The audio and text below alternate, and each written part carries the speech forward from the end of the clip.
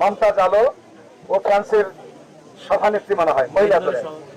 এবং আজকে এই অর্থ দিবেন এই আয়োজকের ওই ব্যক্তিগতভাবে আয়োজক, আমি তাকে ধন্যবাদ জানাই যে এই একটা এমন মুহূর্তে যে আমাদের এই মাহে রমজান মাস উপলক্ষে আমাদের সাধারণ মানুষের কাছে এসেছেন কিছু দেওয়ার জন্য, এবং দলের পক্ষ থেকে বিদেশে কিন্তু দলের পক্ষ থেকে তার মধ্যেও তিনি যে কারণে দিচ্ছেন সেখানে হলো আমাদের এই দলের সাবেক সভানেত্রী জিয়াউর রহমানের অবর্তমানে 41টি বছর তিনি দল চালিয়েছেন, করেছেন আন্দোলন সংগ্রাম, দেশের রাষ্ট্র ক্ষমতায় ছিলেন, গণতন্ত্রের জন্য জনগণের পক্ষে কথা বলেছেন, গণতন্ত্রের জন্য তিনি জনগণের পক্ষে কথা বলতে গিয়ে কারাগারে গিয়েছেন, তাকে কারাবৃত করা হয়েছে, মিথ্যা মামলা দিয়ে তিনি দীর্ঘদিন জেলে তিনি ছিলেন, তারপরে ফ্যাসিস্ট হাসিনার সাথে তিনি কোনো রকম আপোষ করেননি।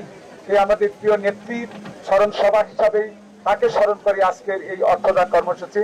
আমি আপনাদের সবাইকে আন্তরিক ধন্যবাদ এবং মোবারকবাদ জানাই, এবং জানাই এই নেত্রীকে যে তার এই দান যেন অব্যাহত থাকে।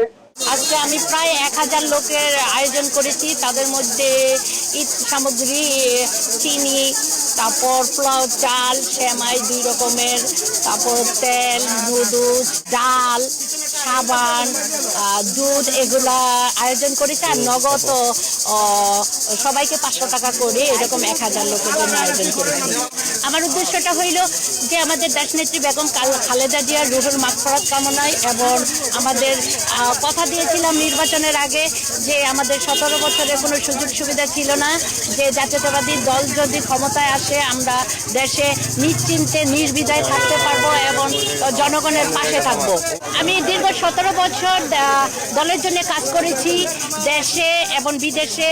ইন্টারন্যাশনাল যে লবিংগুলো আছে সেটা আমাদের মাননীয় প্রধান অতিথির তত্ত্বাবধানে, তার নির্দেশে আমি লবিংয়ের কাজ করেছি, এবং আন্তর্জাতিক অঙ্গনের প্রতিটা জায়গার মধ্যে আমার অবদান ছিল। এবং স্বৈরাচারী হাসিনা যেখানে গেছে গণতন্ত্র প্রতিষ্ঠার জন্য আমার লড়াই অব্যাহত ছিল, এবং দেশও আমি সমানভাবে কাজ করেছি,